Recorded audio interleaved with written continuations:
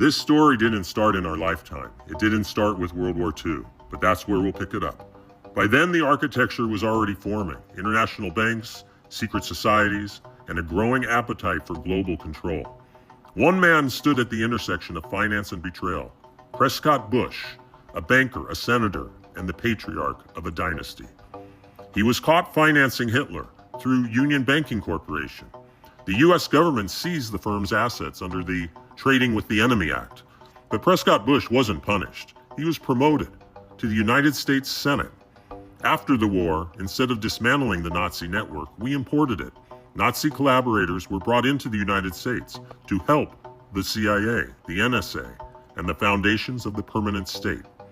In 1963, President John F. Kennedy tried to challenge that growing machine.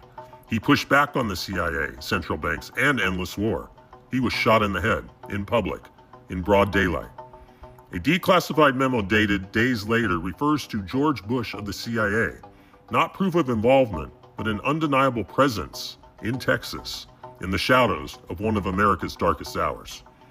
Lyndon Johnson took power. His policies pleased the military-industrial complex.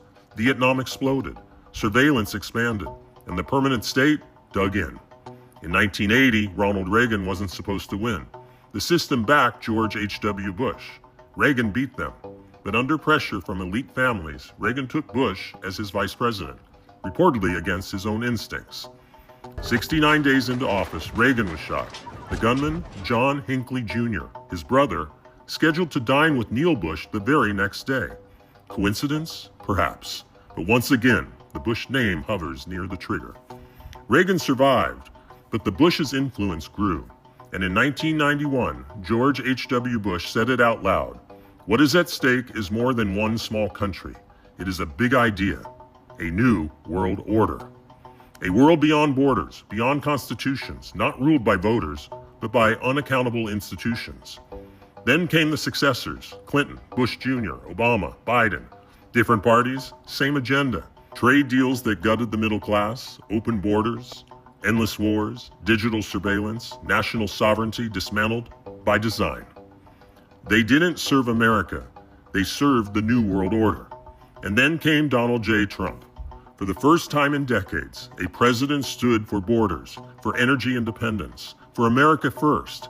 He became a threat to everything they built, so they attacked him from every angle. Fabricated scandals, 2 impeachments, leaked lies, weaponized intelligence, and still, he survived. Then came 2020, COVID panic, mail-in ballots, courts that refused to hear the case, and suddenly, Biden wins. What followed wasn't a presidency, it was a managed decline, signed by AutoPen, driven by committee, fronted by a man in obvious collapse. In 2024, Trump returned, and just like Kennedy, just like Reagan, they shot him. A bullet to the head, he survived.